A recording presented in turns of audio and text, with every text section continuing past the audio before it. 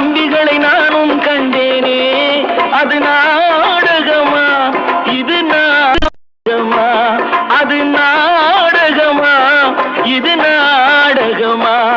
இங்கு நான் காணும் வேஷங்கள் கொஞ்சம் அல்லவே, நான் இது போன்ற வேஷத்தில் வந்ததில்லையே.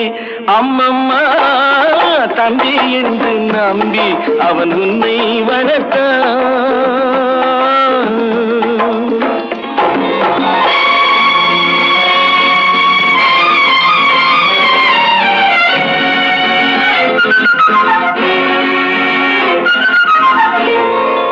தங்கை எனும் இளைய கன்று தாய் வீடு வந்ததென்று என்னுடைய நாடகத்தில் காட்சி